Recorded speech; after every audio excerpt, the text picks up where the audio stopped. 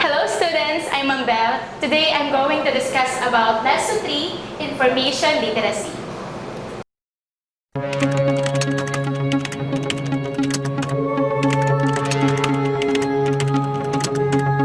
Access denied. Access denied. Access granted. Access granted. Access granted.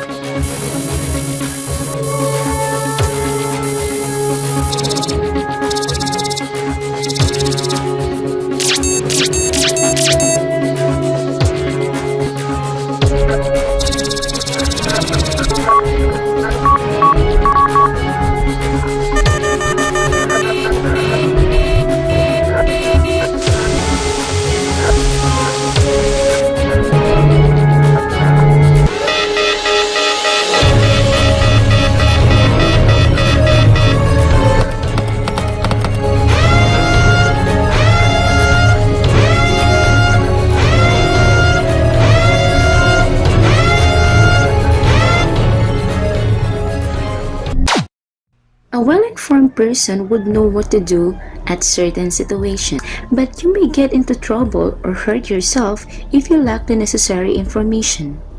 So then, what is information literacy?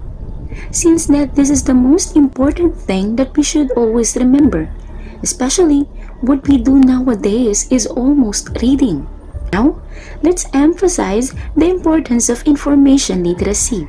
Gaya ng napag-aralan natin sa Lesson 1, Information literacy is the skill that allows a person to recognize when information is needed and how he will be able to access, locate, evaluate, and use it effectively.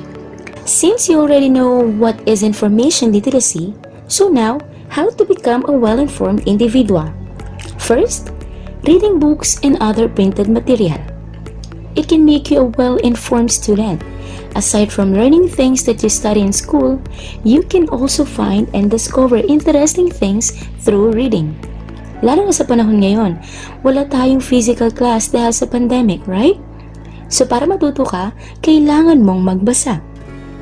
Second, information can also be obtained by listening to the radio or watching news on television.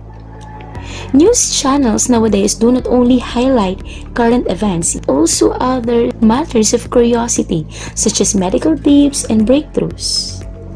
And the third one, you can also be well informed by asking questions. Of course, from reliable resource persons. Asking questions directly can provide you instant but elaborate information. Naniniwala ako na hindi ka maliligaw kapag marunong kang magtanong. Who then are those people who access information? First, we have students. Kayo yan, students. They need to access information to broaden their knowledge about the different subjects they study in school. Isa si student sa may pinakamaraming nakukuhang information mula sa iba't ibang subjects sa loob ng maraming taon. Right? Next, second one, we have teachers. The role of teachers or educators is to facilitate learning and enhance their students' knowledge and skills. Sinisigurado ni teacher na accurate ang lahat ng information na kanyang ibibigay nang sa ganon ay well-guided and informed si student. Third, we have scientists. A research becomes substantial, rich, meaningful when scientists seek new information by conducting series of studies, tests, or experiments to validate their findings. Hindi lang sila basta-basta nag-e-experiment. Kailangan nila na marami pang pag-aaral, marami pang tests para ma-validate lahat ng kanilang mga nagawa. Next, medical practitioners. Doctors and other medical practitioners keep track of their patients' health. They require physical or laboratory tests so proper treatment will be administered to their patients. That's why they need to be more specific because it all talks about health. Next, we have lawyers. If relevant and complete information about the case is on hand, lawyers can defend their client strongly in court. Next, journalists and reporters. Their common task is to secure information for the news or articles they are developing. If the news transmitted by journalists or reporters contain false information or cause harm to others, they may be sued in court for libel. So, pwede silang makasuhan ng libel kapag mga maling information ang kanilang nilalabas. Alright? And the last one is artists. Most of the artists' works are based on their creativity and artistic interpretation. At times, they do their own research to add meaning and depth to their masterpieces. Alright? So now, let us learn accessing information using the card catalog. Alam kong marami sa inyo ngayon na hindi masyadong familiar sa card catalog. That's why we need to talk about this. Sana? Girl, saan na nangyari? Hindi ko nga alam eh. Nawalan bigla ng internet. Anong gagawin natin? Lagot na tayo niyan. Kailangan pa naman maipasa yan sa Martes. Oo nga, girl eh. Paano na tayo niyan? Malaking problema to. True. Wait lang, girls.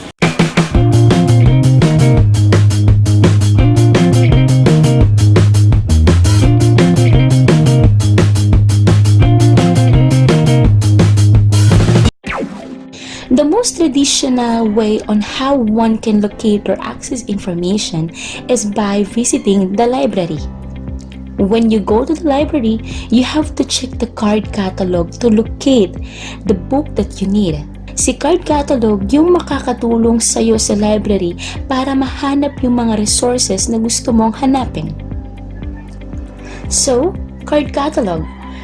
Card catalog contains the information about material you need, such as the author's name, title of the book, and the section of the library where you can find the material. So, ito yung lagayan ng card catalog. At ito naman, si card catalog mismo. What are now the three basic types of card catalog? First is author catalog. The entries for the author catalog are listed by author, editor, compiler, translator, or other parties considered to have responsibilities for the creation or assembly of the work specified. Ito ang last name ni author sa itaas na parte ni card catalog, gaya na nakikita mo. Sa baba naman ay yung title, publishing information, at yung 3 o hanggang 5 subject na pinaka-highlight na nilalaman ng libro. Kapag si libro ay may 2 o 3 author, tignan mo yung call number kung saan nandoon yung code para mahanap ito. Second is title catalog. The title catalog has entries which are listed by title only. Titles that starts with an article like a, an, and the should be ignored in searching for the title of the book. So kapag mag-search ka ng libro sa library, kahit hindi mo na siya lagyan ng a, an, and the. Okay? Makikita si title catalog sa itaas ni author, then next na si publishing information at si related subjects. And the last one, we have subject catalog. A subject catalog lists books or other materials under the subject treated and arranged alphabetically or by classes. It organizes all of the library lists of titles by the main subjects. So, naka-alphabetically arrangement si subject catalog or by classes. So, later on, we will know what are those classes in library. So, except from traditional way of searching books or resources in library through card catalog, we also have OPAC or Online Public Access Catalog. Maraming library or big universities ang may Online Public Access Catalog or OPAC. OPAC enables the student to access the library's database installed in selected desktops of the library. So nakalagay sa system ni OPAC lahat ng libro na mahahanap sa library. Using the OPAC, the student can type the title of the material needed. But if details such as author's name or book title are not specified, other keywords may be entered to locate the desired book. Diba? Ganun naman tayo eh. Kapag hindi natin nahahanap yung mismong gusto nating i-search, maghahanap pa tayo ng iba pang keywords. So, ganun din kay OPA. So, kanina, nabanggit natin yung classes in the library. Now, let's talk about the classes or classification of books in the library. Books in the library are classified and properly organized to enable the user to find the one that matches his research. The following are two classifications used in the library. The first one, we have the Dewey Decimal Classification and the Library of Congress Classification. So, mas napapadali yung paghahanap natin ng libro sa library gamit itong mga classifications na to. First classification, we have Dewey Decimal Classification or DDC. DDC, okay? The 3-digit on the bottom of the spine pertains to the Dewey Decimal Classification or DDC or Dewey Decimal System, which an American librarian Melville Dewey created in 1876. So, itong nakaaraw na ito ay tinatawag na number range, kung saan ito ay ang number of book ng isang specific subject. This classification allows the librarian to categorize the books according to subject and shelf it according to relative location and index. Yung mga library na hindi ganun kalakihan, ginagawa nila itong DDC classification. And mostly, nakapost ito sa gilid ng shelf, gaya nung nasa example natin. Sa gilid siya ng shelf nakalagay. Okay? So, this is the classification in Dewey Decimal. So, we have here Dewey number. Ito yung sinasabi ko kaninang 3-digit number na nasa spine, sa gilid ng libro. So, we have here 000 to 999. So, yung mga Dewey numbers na to, kinaklasify siya into 10 main classes. We have 00 to 099 general works, 100 to 199 philosophy and psychology, 200 to 299 religion, and so forth. Okay? Then, dun sa Dewey number na yon and sa classes niya, general subject, meron naman tayo doon na kinds of books. Yun yung mga specific books na nilalaman ni 10 main classes. Halimbawa, si Dewey number 00 to 099, meron tayong general works doon. So, ano yung mga nilalaman ni general works? Okay? We have encyclopedia, almanacs, record books, such as Guinness, and about general information. Okay, halimbawa din si 100 to 199, under siya ni philosophy and psychology. We have paranormal phenomena such as ghosts, ethics, how we think, and it's all about psychology and philosophy books. Okay, so ganyan yung mga ginagamit ng mga maliliit na library. They do DDC na nakalagay sa gilid ng shelf. Alright, and the last one classification is Library of Congress. Bigger libraries use the Library of Congress classification system or LCC. It classifies books using letters and numbers that are correlated with the subject, title, and author information. The LCC categorizes the books into 21 branches of knowledge. Each book in the library's collection is assigned a unique call number, which is used to divide and arrange books into same subjects. So books are shelved according to alphabetical and numerical order. The letters at the beginning of a call number, which is general subject area, are arranged in alphabetical order, while the numbers directly following these letters is in numerical order. The following table shows the complete list of LCC. So we have here call number range. Hindi talaga siya literal na number, kundi alphabetical arranged siya. Here call number range A, B to BJ, and hanggang Z yan. So kanina si DDC, nakita natin, naka-Dewey number siya, di ba? Yung 00 to 099, so number si Dewey Decimal. Samantalang si LCC naman, o Library of Congress Classification, hindi siya naka-classify as numbers na kagaya ng 00. Naka-classify siya as letters, naka-arranged, okay? From A to Z. Ginagamit si DDC sa mga maliliit na library, samantalang si LCC ay ginagamit sa mga malalaking library. Next, Lahat ng library ngayon ay gumagamit ng call number, kung saan ito ay ang maliit na papel na makikita mo sa gilid ng libro. Tinutukoy nito kung saan makikita ang isang libro sa loob ng library. Siya rin ay binubuo ng letters at numbers. Like for example, we have here DG 271 P37H at 2009. DG is the general subject area. So si DG raw ay ang general subject kung saan makikita ang libro na iyong hinahanap. Next, 271 is a number range, kung saan makikita naman dito ang specific book na hinahanap mo. So si DG ay ang general subject. Siyempre dahil general subject, maraming libro ang sakop nun. So para makita mo ang eksaktong libro na iyong hinahanap sa loob ng library, or sa loob ni general subject area, tsaka mo naman nahanapin si 271 na siyang nagsisilbing specific book na iyong hinahanap. Okay? Next, P37H. Si P, yun yung first letter ng author's last name. Like for example, Cruz. So, ang first letter ng last name ay C. Okay? So, yun yun. Next, si 37, yun yung number na na-assign sa kanya sa loob ng library.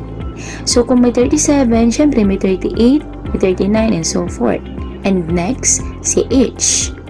So, si H, siya yung work mark.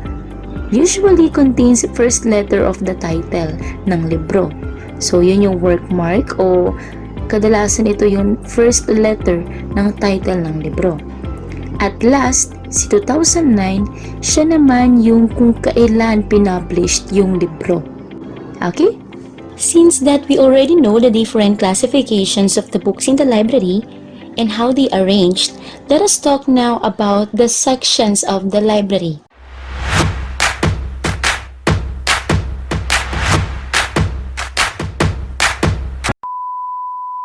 The first one, we have General Reference section. You can find general reference books in the General Reference section. Books are mostly for library use only. Halimbawa na lang, si encyclopedias, dictionaries, thesauri, and almanacs. Next, we have Circulation section. Books in the circulation section are mostly textbooks that cover different subject areas. Pocket books and novels are also found in this section. In general, both non-fiction and fiction books are found here. So, ano ba yung fiction and non-fiction? Non-fiction books are based on facts and the real-time situations. So, ang nilalaman ay makatotohanan. For example, biographies of prominent people or textbook published for school use. While fiction books are products of imagination and creativity like literary books. Hindi ito makatotohanan and mostly for entertainment. Fiction books can be borrowed for home reading. Like for example, Suzanne Collins of Hunger Games. Ayan, yung mga nauuso ngayon na movie na parang may mga kapangyarihan na alam mo naman sa totoong buhay, wala naman talagang ganon. Yung mga Avengers, Black Panther, Iron Man, Guardians of the Galaxy, di ba? Next, we have periodical section. Newspapers, magazines, and journals are found at the periodical section. Periodicals are for library use only. And last one section, we have Filipiniana section. Filipiniana materials are printed materials written by Filipino authors about the Philippines and published in the Philippines. So, lahat ng patungkol sa Pilipinas na libro ay makikita mo kay Filipiniana section. Alright? Of course, except from library, meron pa tayong pwedeng gawin para makakuha ng mga impormasyon at matuto. So what are the other sources of information? Aside from books, magazines, and journals, a researcher can also access reliable information through other sources such as the following examples. First, we have theses and dissertations. Thesis refers to a scholarly or academic research of either an undergraduate or a master's degree student. So kung gagraduate ka pa lang ng college or kumukuha ka ng master's degree, thesis ang research na gagawin mo. Dissertation. Dissertation refers to the scholarly work of a doctoral student. After master's degree at kumukuha ka ng doctor's degree, dissertation naman ang tawag sa research na gagawin mo. So in short, pwede kang matuto mula sa iba't ibang research na ginawa ng ating mga researcher kung saan makikita mo roon kung paano nasusolve yung mga problema sa pamamagitan ng pagkuha ng datas, paggawa ng interpretations at iba pa. Alright? Second, we have interviews. Interviewing a resource person who is an expert in a specific field is another way of getting accurate and reliable information. Below are some guidelines which a researcher should always remember before conducting an interview. First, prepare the questions ahead of time and skim through them before commencing the interview. After mo gumawa ng question, babasahin mo muna maigi yung mga itatanong mo. Second, observe professionalism by setting an appointment at your interviewee's convenience. So tayo yung mag-a-adjust ng oras sa i-interviewin natin. Next, be punctual to show courtesy to the interviewee. Okay? Next, ask for the interviewee consent before taking photos or recording the interview so as not invade his privacy.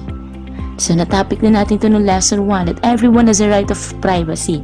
So, kailangan tanungin mo muna yung i-interviewin mo kung, ma'am, pwede po ba tayong mag-record? Ma'am, pwede po ba namin kayong kuha ng picture? Kasi, baka mali mo ayaw nila. Tapos, pinost mo, so magkakaproblema ka. Next, we have if the interview is a minor, ask for a parental consent before conducting the interview. Next, during the interview, pay attention and listen carefully to the interviewee. Of course, because their response is important. And last one, thank your interviewee for his time. You may consider giving him a token or appreciation gift. Next sources of information is museum. A researcher can go to museum to find resources for his study. Primary sources and secondary sources are found in museum. So what is primary sources? Primary sources are original materials that were produced during a particular period in history. For example, relics, artifacts, documents, or recordings, and other original sources of information. Next, secondary sources are documents made after an event has occurred. These are second-hand accounts about an event, a person, or a topic. Secondary sources may render different perspectives from another person who can also be the researcher. Example, Teodoro Agoncillo's History of the Filipino People is considered a secondary source since it retells the events from the past, although he did not personally witness some of the events. And the last one, sources of information, is internet. Using internet for searching information is easier and more convenient than going to the library. Totoo naman kasi ito na yung madalas natin ginagawa ngayon, right? Instead of browsing several books, the researcher can just type the keyword on the search engine. The search engine will provide a list of websites where the information can be accessed for the keyword entered. So ano nga ba yung search engine na yan?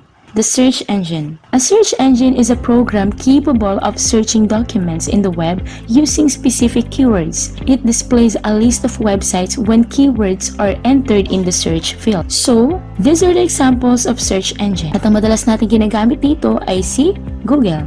Okay? Other researchers know what a specific website to visit. What they do is just type in a specific web address on the URL field. URL stands for Uniform Resource Locator, which refers to a web page's address. The table shows some useful URL information. So kapag school, yung website na pupuntahan mo, lalagyan mo ng .edu.ph. Like for example, delasalle.dlsu.edu.ph. Kapag naman government agencies, lalagyan mo ng .gov. Like for example, kukuha ka ng NBI, nbi.gov.ph. And so forth. Okay? Ito naman, magbabrowse ka ng social media. If you are browsing information on social media like Twitter, you can use hashtag to look for a trending topic. Hashtag consists of # plus a word or phrase with no spaces in between about the topic. So, yung hashtag. Okay? Familiar tayo dyan kasi madalas natin ginagamit yan. Next, A few moments later. Finding sources of information in a book. Books are one of the most reliable sources of information. Generally, a textbook author give a thorough discussion of topics found in the book. But how will you find a particular topic in a book? So, paano mo raw mahanap yung mga topics sa books? First, we have Table of Contents or TOC. TOC is found on the preliminary pages of the book. To help you locate a specific topic in a book, check our table of contents, which displays the page number opposite its topic title. Second, index. Index is found on the book's back matters. You can search for a specific concept, term, or name in the index. These keywords are presented with the page numbers as well, where they are mentioned. So para mapadali ang paghahanap ni reader sa mga key terms or keywords, naka-arrange na ito alphabetically sa likod ng libro. Next, we have glossary. Some books have a glossary found at the back matters. The glossary provides a list of concepts or terms with its corresponding meaning. It is arranged alphabetically. Si glossary ang nagsisilbing dictionary natin sa likod ng libro. And the last one, we have bibliography. The bibliography is always found at the book's last page. The sources which the author used in writing a book appear in the bibliography. Each bibliographical entry contains the author's complete name, title of the material, and other publication details. It is also arranged alphabetically. Isa ito sa pinaka-importanteng parte ng libro dahil kung wala nito, maaari tayong makasuhan. Okay? Since ang pinag-uusapan na natin ngayon ay si bibliography, kung saan nandoon lahat ng sources na ginamit mo sa paggawa ng material, alamin naman natin ngayon kung paano ginagawa yung mga sources na yon, or proper citation of sources of information.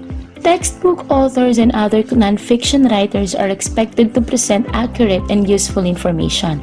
Citing and referencing has different formats that the author or writer can use depends on the field given. So, magkakaiba daw yung format sa paggawa ng citation or references. The first one here, we have American Psychological Association or APA. The APA style contains rules for the preparation of manuscripts for whatever students in social sciences such as psychology, linguistics, sociology, economics, and criminology, business, and nursing. Below is a simple bibliography for a simple book entry. So halimbawa na lang dito, we have Duncan Gigi and Brooks Gunn, eds.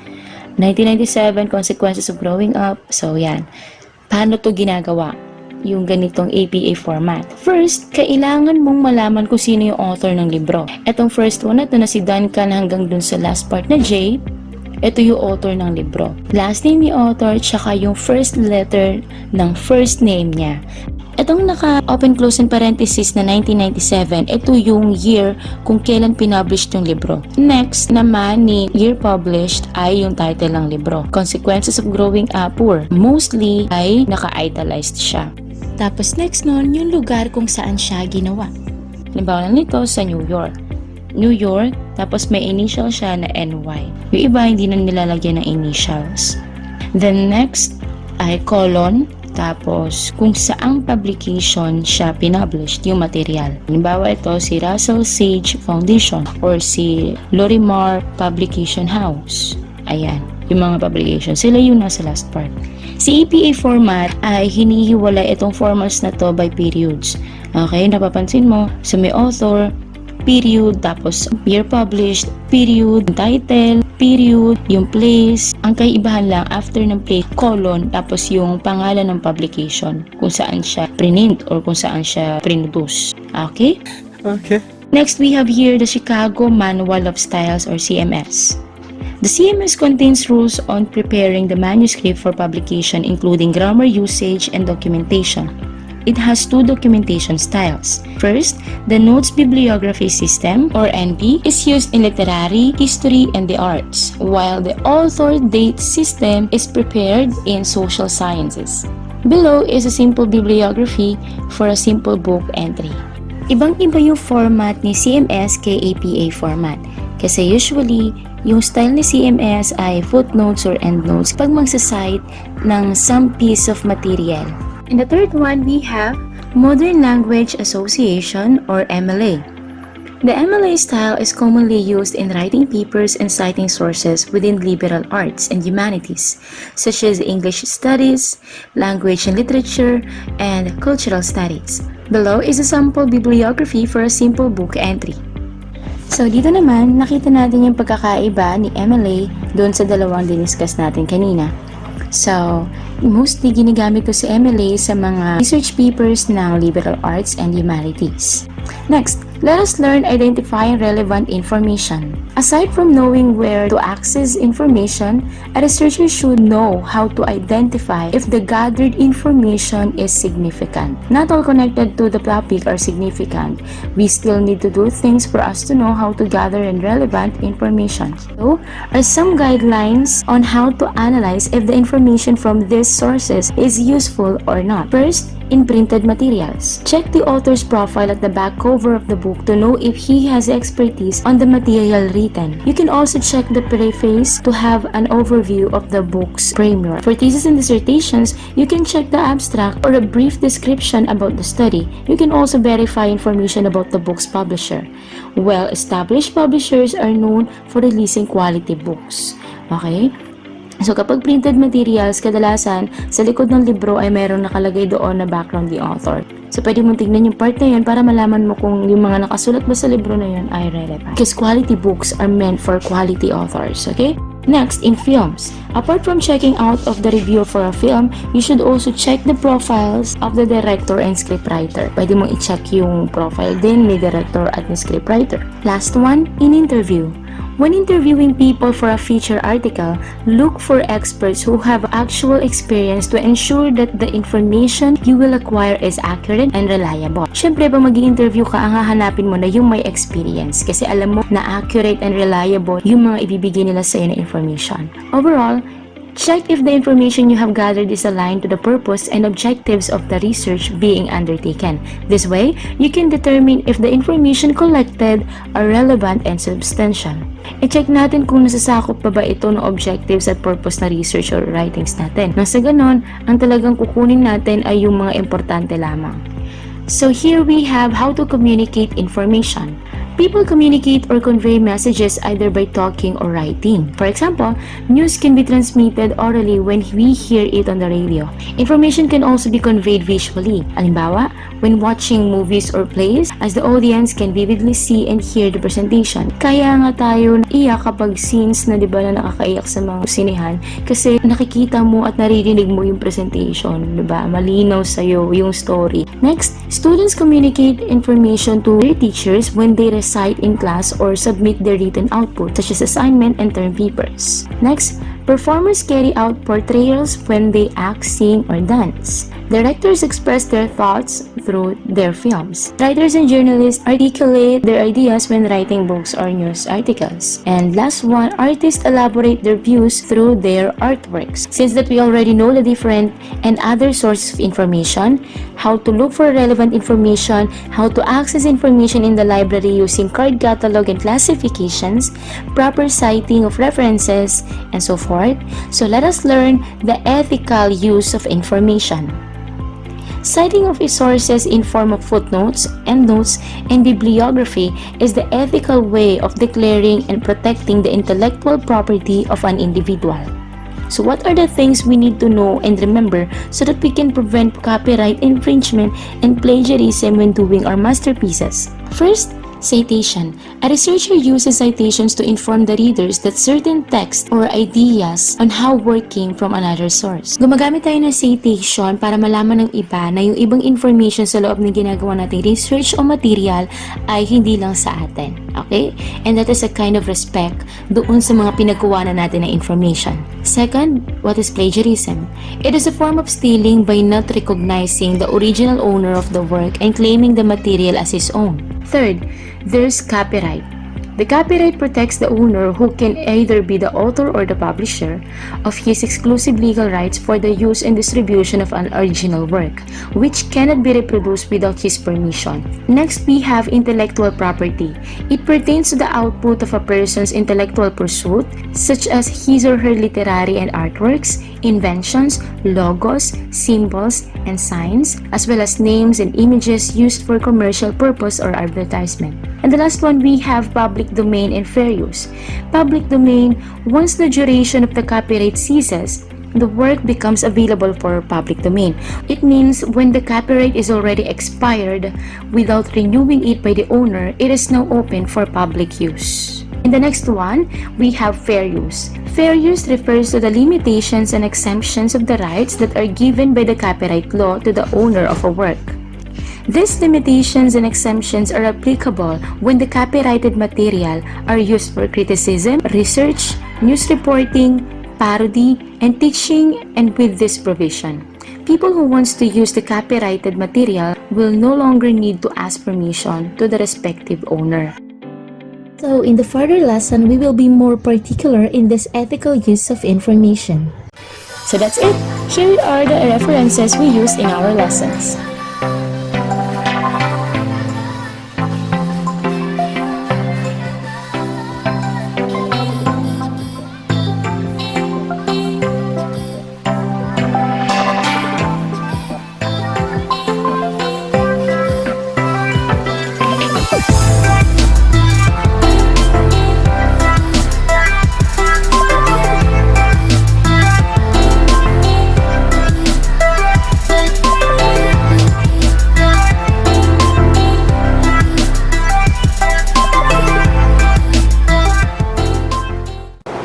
That's all for today. I hope that you've learned something. See you on the next lesson.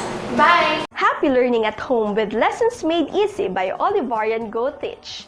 One proud Olivarian.